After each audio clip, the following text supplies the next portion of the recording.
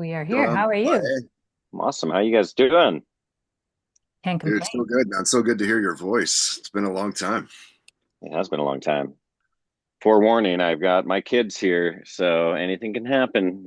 They could become running out, screaming at some point. So we'll see what happens. Yep, Yeah. Well, understandable.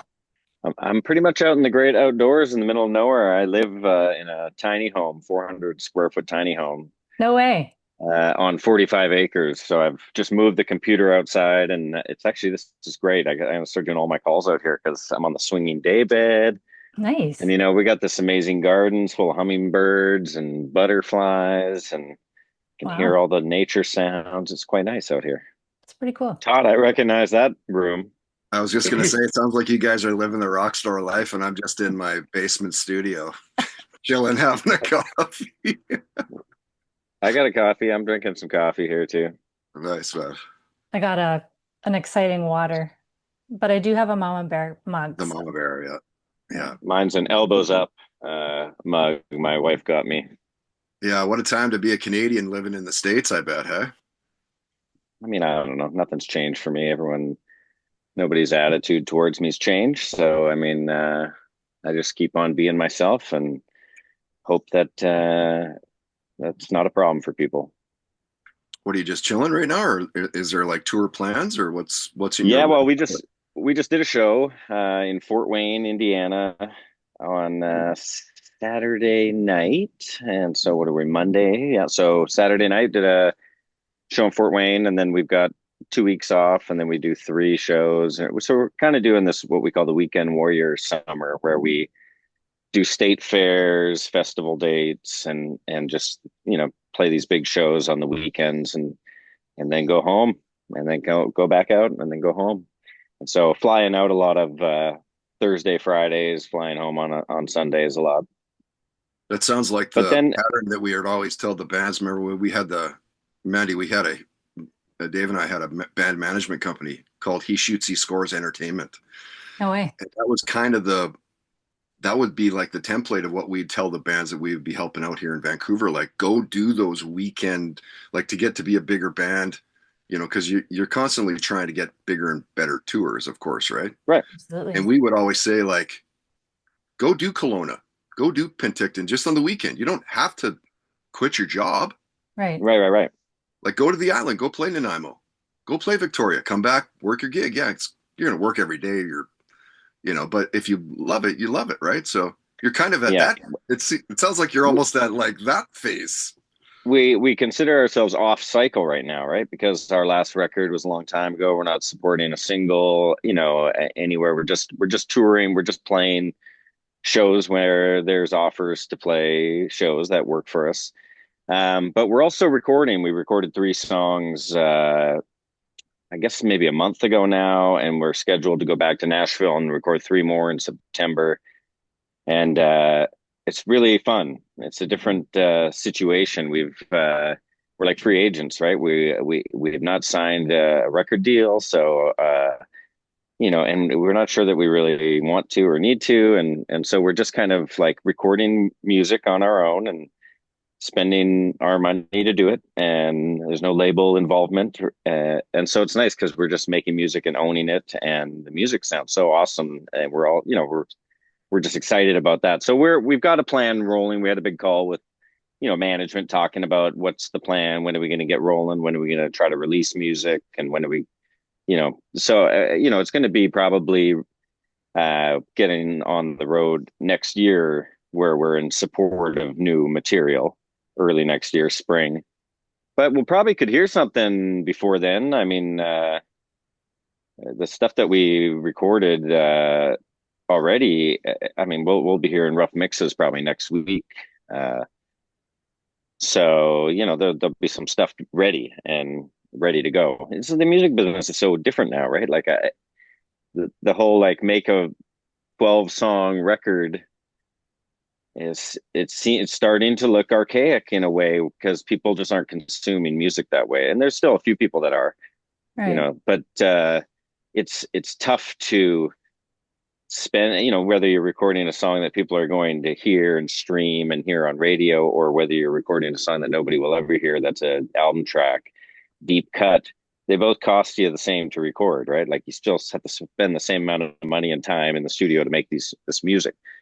So you want to make music now that everyone's going to hear all of it. So it's like we're tossing around like, what are we doing? How are we gonna release music? Do we want to do an EP? Do we want to? Because there's a part of me that loves the EP idea where it keeps the music fresh for both the fans and the bands. Because we have enough music to record a full length record, but the idea of recording some of this stuff now and recording some of it in 6, 9 months, 12 months time is fun because you can take such a fresh look at the stuff and and take your current touring experiences and Right. maybe even play some of the stuff, test it Yeah. out, and we feel like fresh, brand new baby Right. band in this way where we have so much more to take on. Hmm. No, I'm sorry, I interrupted you earlier, but I was going to ask you, do you find that when you're doing this touring that you're more inspired to work on the songs in the studio and stuff like that, or do you look at it kind of separate creative sessions, or does it kind of all work in synergy, or how does that work? No, it doesn't work very well in synergy, and we joke about that because like we were recording music and then we had like shows right before and after, and you definitely get into creative mode and then we're all playing songs and we're like just messing up all over the place, and we're like, man, I like it, Ty's dropping words and doesn't know what he's singing, and because you're in this mode of creativity and then you have to switch over so quickly. And then in the same sense, Ty's not going home in between, we're home for 6 days or something like that. He doesn't go home and work on a bunch of new material. He's usually just staying in performance mode and to not throw that off. But yeah, I find they are difficult. The synergy isn't, maybe it's because we're not as young as we used to be, but Mhm. it's tougher to, we're all laughing at ourselves and some of the silly mistakes we make after we get into that studio mode and then go play a show right after. Yeah, I think the EP is the way to go too. That way you can kind of release maybe every 6, 8 months, release 3, 4 songs, And and why then not, right? you Because say it's yeah, fresh for it's everybody. fresh. It's Yeah, fresh. yeah, Yeah, it's and cool. that used to be the way music. It was like the '60s singles markets, where the bands would record like the A side, the B side, maybe there'd be 3 songs, just Yeah. get it out, and it would go to the radio, and then they could go tour. Does AI have a place in Theory's music? No, no, I mean I don't know how to do that anyway. I think AI is being implemented in some of these like lyric video stuff that has been kind of a thing that was also, kind of a bit foreign to me as well. But the lyric video was kind of like the first video. It'd be a cheap lyric video that the label would put together for a song, and that would be something you could find on YouTube. Yeah. So now I think the labels will use like AI to generate some of these kinds of cheap videos to just get something visual to go with the song. But there's no AI involved in the songwriting or the studio No, imagine if you could, process though. for us. Imagine if you could use the nucleus of something like it's interesting. The AI for me personally is like, well, if I know how to do that specific role, I can write something, I can write a song, I can whatever it is. Can't you use something to kind of help you get to that point and shave off some hours, I guess is what I'm saying. I'm not saying like Yeah, fucking Tyler starts using AI strictly for songwriting. I'm just saying to help the ball along or doesn't even need to be there. I mean, I don't know. I think we're still so old school. Like I don't think we're ready for anything new. Like we're barely a Yeah. social media band. We struggle when they ask us to give them content. We're like, oh God, what do we got to do here? Content? What does that even mean? Yeah, you get over there. Let's do this. Like we're outdated in that. But the AI stuff, I mean, it's something that we just talk about it in the terms of like Terminator and that, which is probably actually is coming in our lifetime. Sounds Yeah. like it. Feels like it. It's crazy how fast this stuff moves, and the AI stuff is like there's some scary aspects to artificial intelligence, I think. Yeah. Yeah. like big time. Use that for good, like to make NHL hockey on video games more difficult. That's Sure. all. And better, That's what less you need to violence. use AI for. We want to keep the real the people in the music, right? Like we don't want to Right. lose that human aspect. It's all Yeah, and it's covered. weird because Did you guys hear you about can, that band that was specifically made by AI? It wasn't even a fucking real band, and it's making it to the charts and like multiple million streams overnight, sort of shit. Like, Crazy yeah, and number of somebody's cashing followers. in, right? there's Yeah. definitely Somebody's somebody. making money on that. Yeah, But I don't know. I mean, that doesn't interest me, doesn't appeal to me, but I definitely see it coming. And, like I can't necessarily relate to everybody that's ingesting music and how they want to take it in now, especially, the younger generation. They're more open to some of that stuff than, I probably am, or we all are. hmm yeah. Uh, but at the same time, you know what? Like I think, there's even those big debates over people running tracks at their live performances now, and some of the people are getting upset, and you got the artists from the 80s that are saying, oh man, they should be able to play everything live. And the thing is, it's like everything moves forward, and it's like you can't fight against it.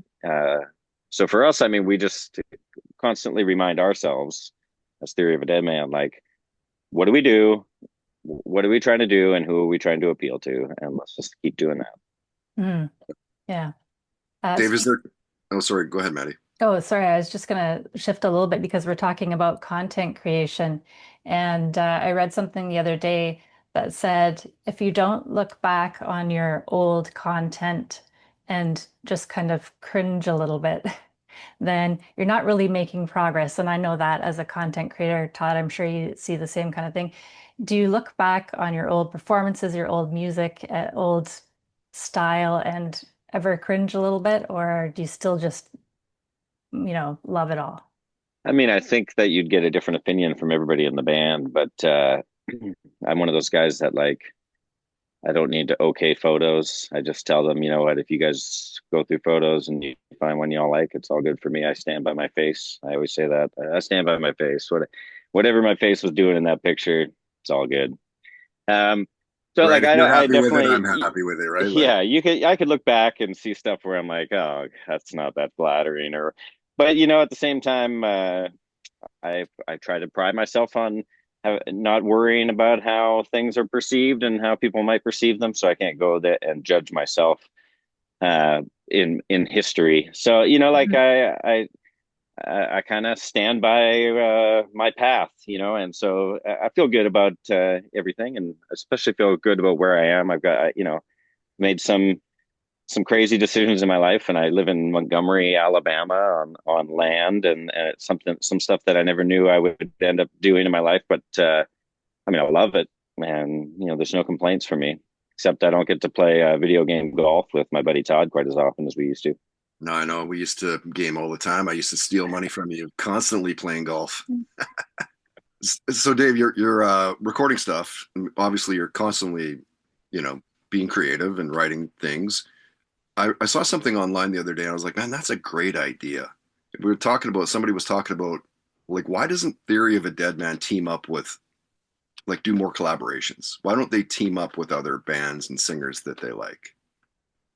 I mean, we're open to everything. Like I don't really know. Ty does a bunch of stuff, and he's just saying something that's, uh, I mean, with the Blackstone Cherry guys, and I mean, he works with a lot of people, songwriters, stuff like that too. Like, and with like Lizzie Hale from Hailstorm, and Sure. I'm not sure, why the collaborations don't happen. It doesn't, I don't know, maybe the opportunities aren't there for us.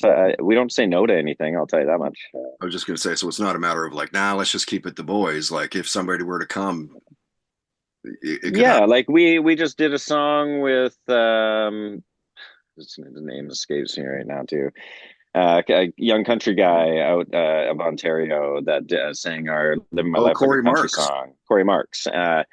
And that was just something like Ty had worked with him and said, oh, we should do something with him, and it's like those kinds of things. Whenever whenever we bring them to the table, they seem to come to fruition. So maybe we just need to try to bring more to the table. I What like would that. your dream collaboration be? Who would it be with? I mean, I guess personally for me, it'd be Jerry Cantrell from Alice in Chains. I could have called that. Yeah, I was was and am a huge Alice in Chains fan. That was always my favorite band. Yeah. The band I credit getting me into wanting to play music. So it'd probably be Jerry Cantrell from Alice in Chains.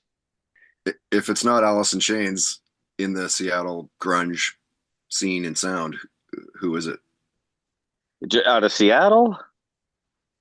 Well, I'm a Pearl Jam fan. I'm a Soundgarden fan. I love all the stuff out of Seattle. Mad Season. Are you surprised that Matt Cameron decided to leave Pearl Jam? Yeah, a little bit, but I mean, I don't follow it. I don't really know a whole lot of what's going on in that camp or anything, but he seemed like a perfect fit there.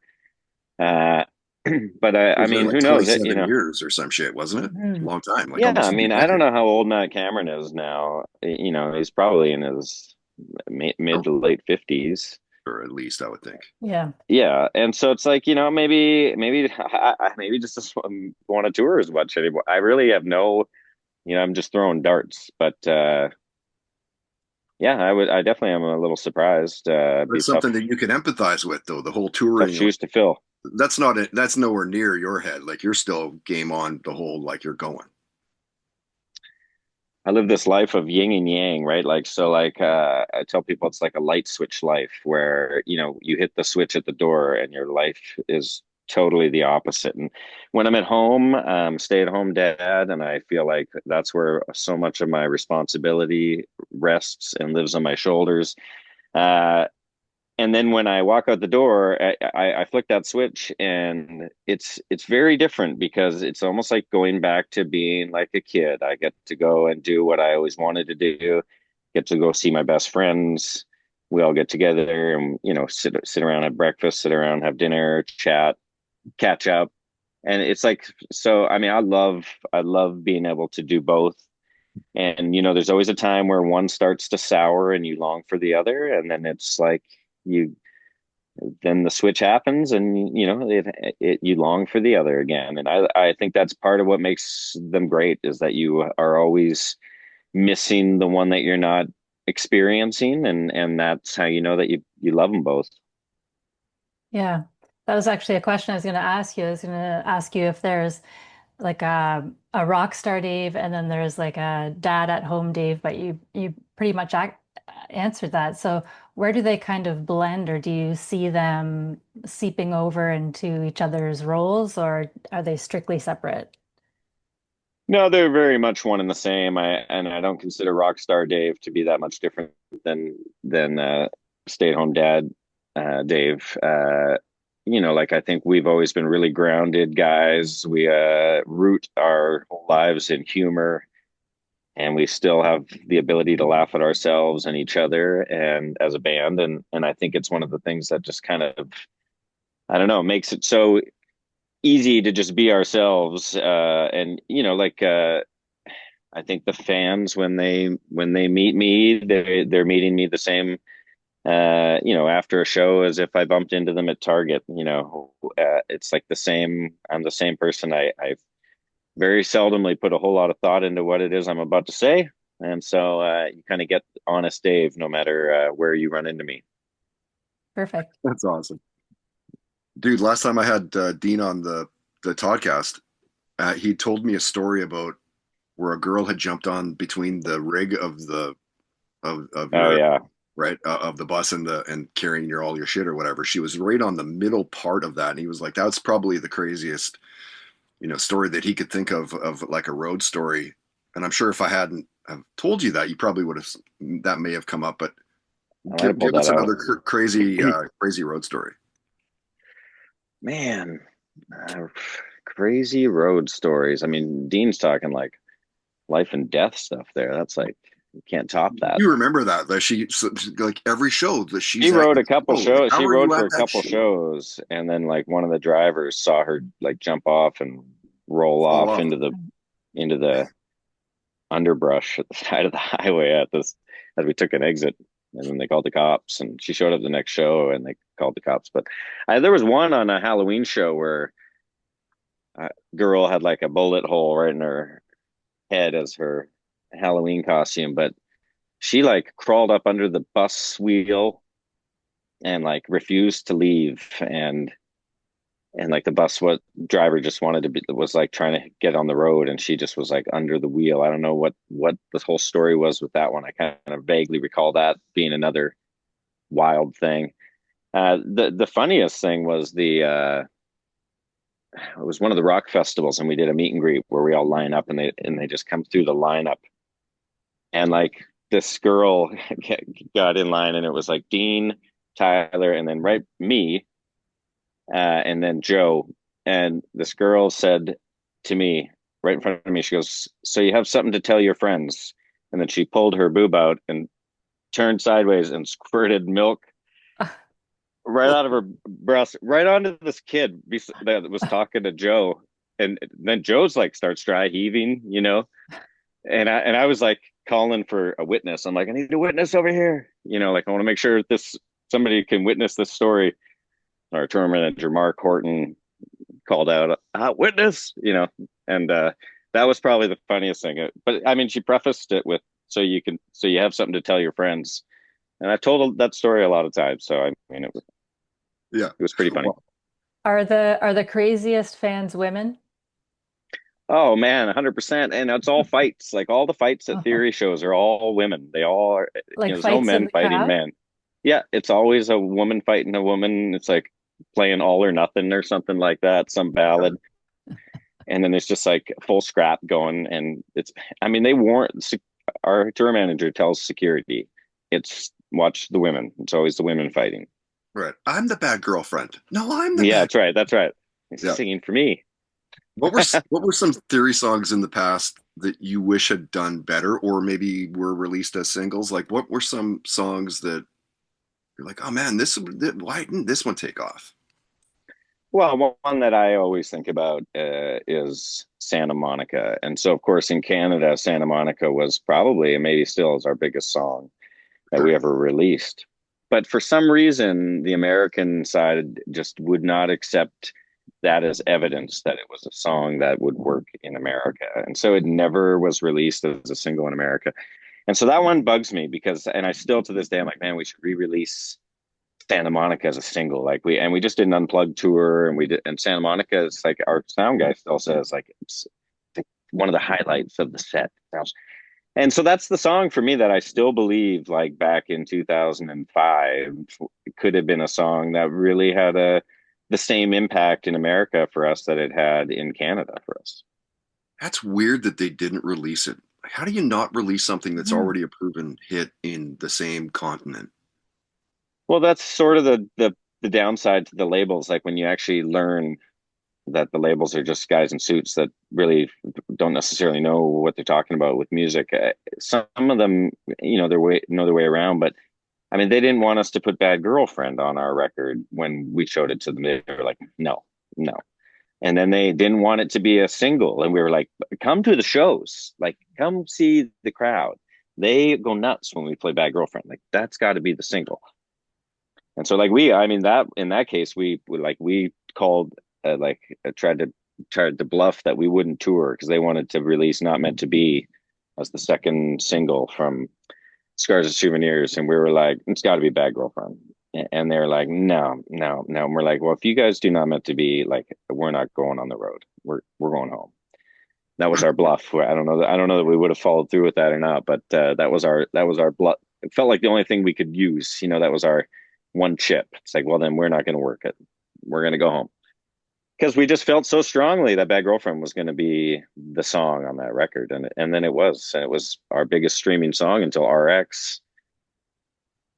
Remember that was the song you guys were working on when I went down to. Remember I brought my buddy Brad, stayed in Yeah, Los Angeles with you guys. You're working on the Scars and Souvenirs. The Bad Girlfriend was the song you were working on that's right. with Mike Plotnikoff at the time. That's right. Yeah, that's right. That was a good time. Dude, that was crazy, man. We met Wee Man, Mr. T, Yep. Went to That's Vegas. right. That's right. Yeah. Yeah. Crazy shit. So Dave, the new stuff that you guys are working on now, how would you describe the sound? Is it consistent with Theory's usual sound, or are you working on anything different, or how would you It describe it? sounds a lot more like our some of our old Scars and Souvenirs stuff, actually. It's kind of like, there's some humor, some slide guitar, it's fun rock music.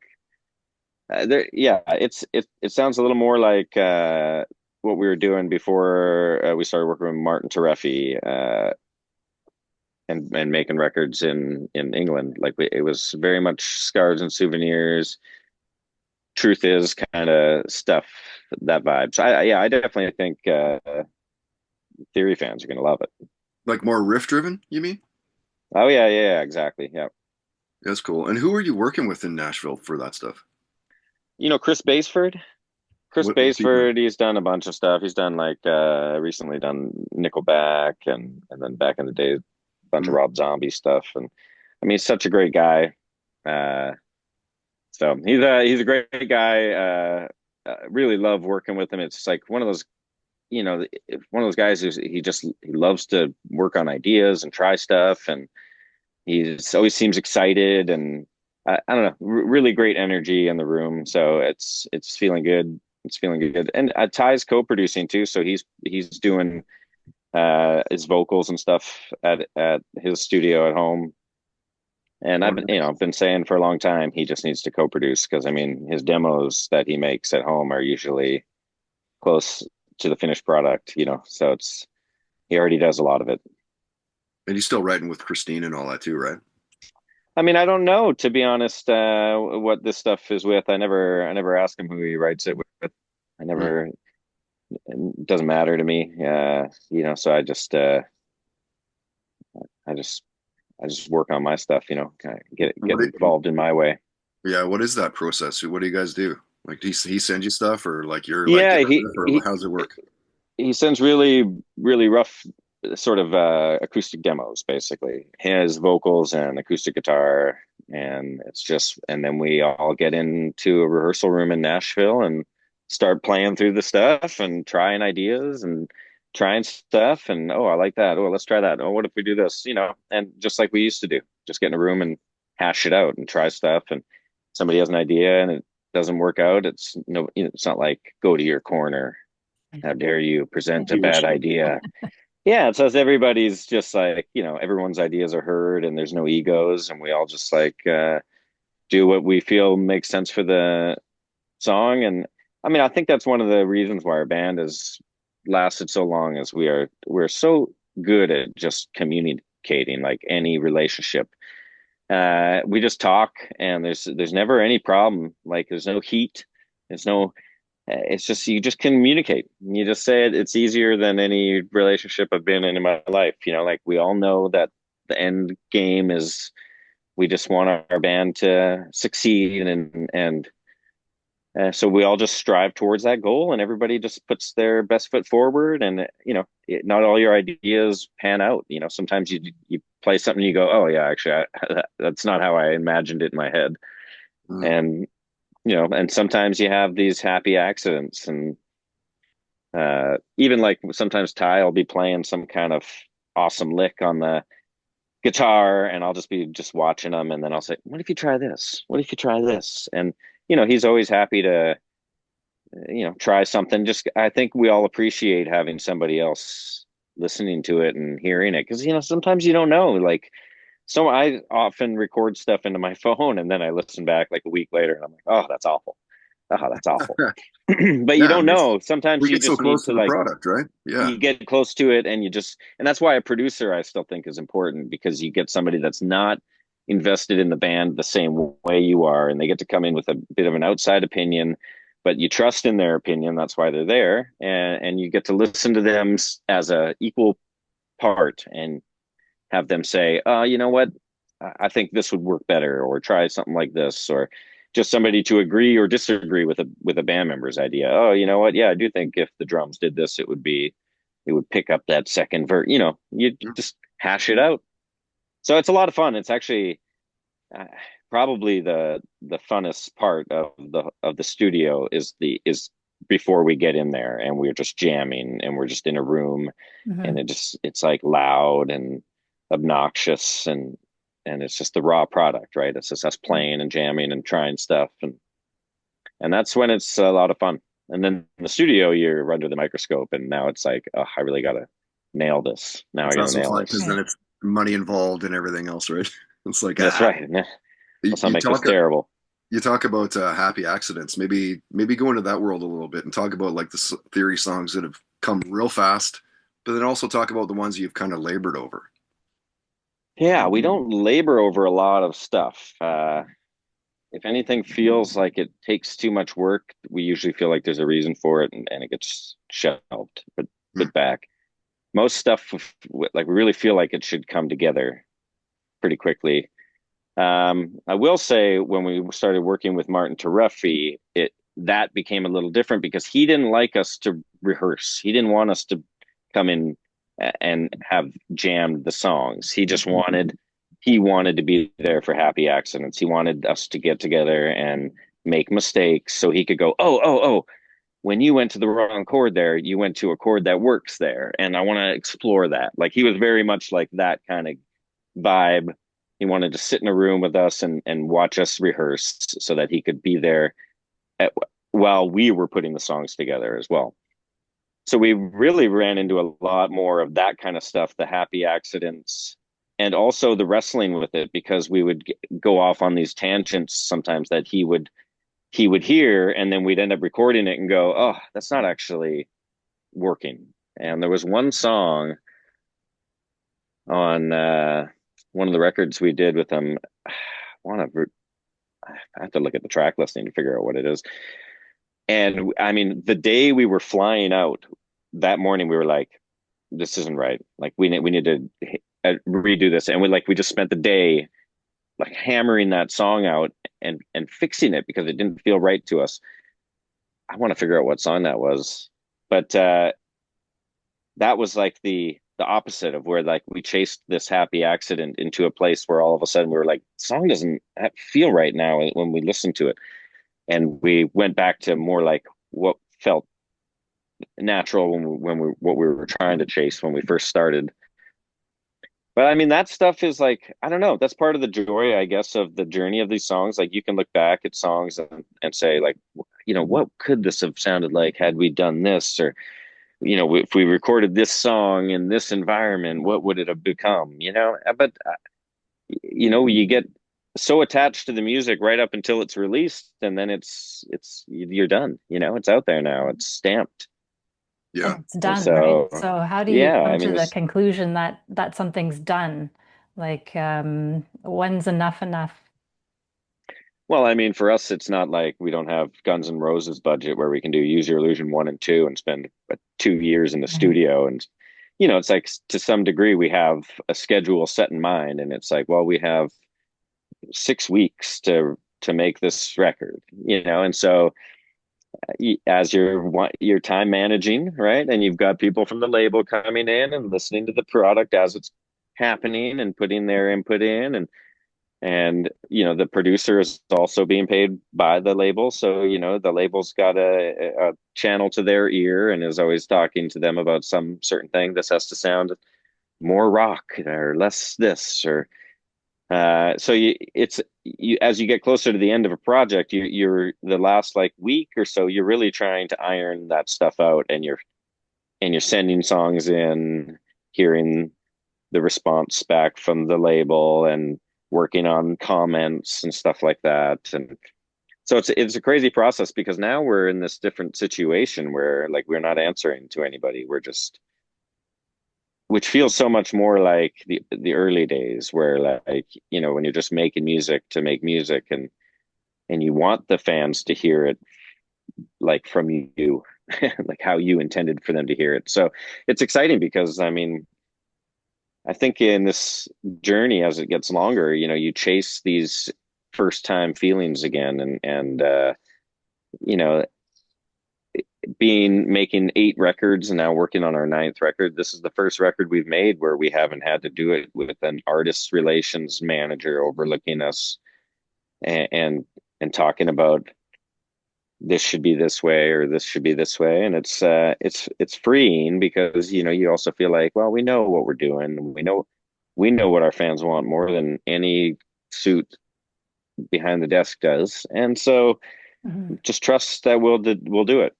And I think that's part of what kind of went away from my favorite time, the 90s in music, where all these bands sounded so different because there wasn't somebody saying, oh, what's popular right now is this, let's try to make everything sound like that.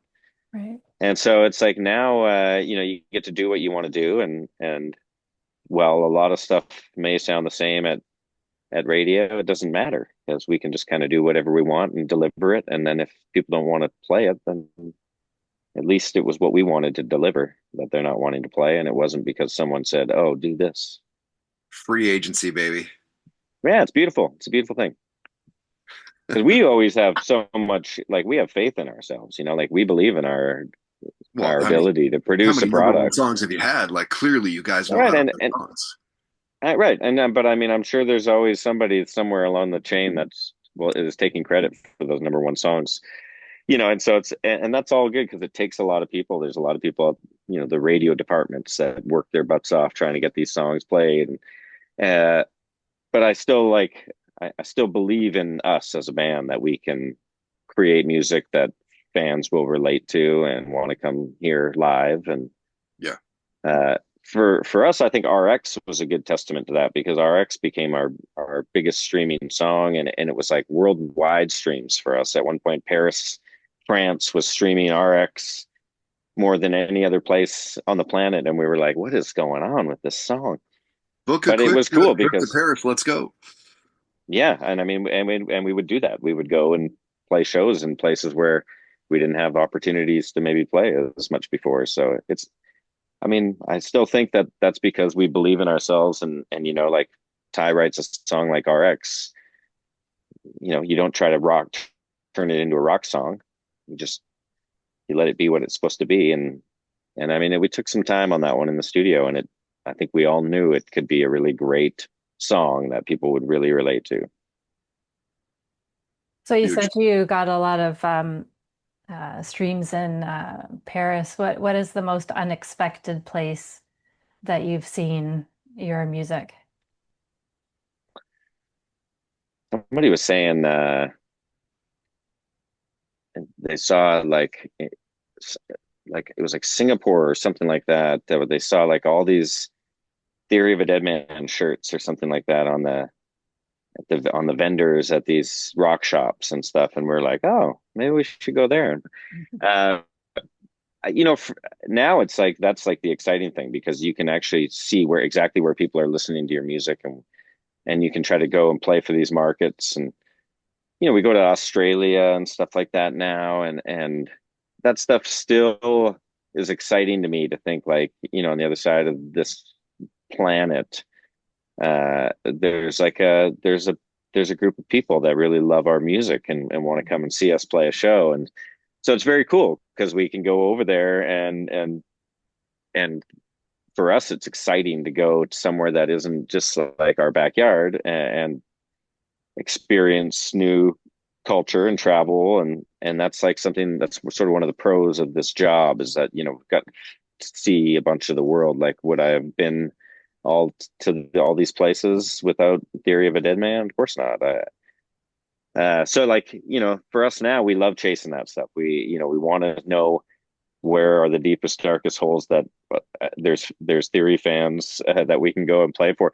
But then, of course, it always is difficult too, because some of these places, even Hawaii, it's like it's so expensive to get over there to play a show, to try to get your gear over there and put on the show that you want to put on. We go over there and rent a bunch of backline gear, and Joe's got a drum kit from the local rental place, and it's like we don't feel like we're giving people the show that they deserve at the end of the day. So, those things become tricky, but I mean, I don't know what the strangest is. I mean, we've been to Russia a couple times, which was really awesome, and felt probably the closest I think we ever felt to the Beatles, when we were like taking a train in Russia, and there was fans like smashing on the windows as the train was pulling out of the station. And I was like, this is crazy. How did they know we were going to be here? I didn't even know we were going to be here at this time. The time has come. Where did it go? It always goes fast when you want it slow. Uh, dude, it's been great to see you and catch up, hear your voice and all that, but we should probably respect your Absolutely. time. Woo! Yay. Beautiful, brother. Good to see you. I'll hit you later on and we'll talk. There's Yeah, my pond. thanks. Look at Fuck yeah, that. bud. Yeah. Nice. That's where I'll be swimming with the gators. There's no gators. You'll enjoy, bud. We'll see you Okay. soon. Thanks, All right. Dave. Thanks, guys. Good All to right. meet you.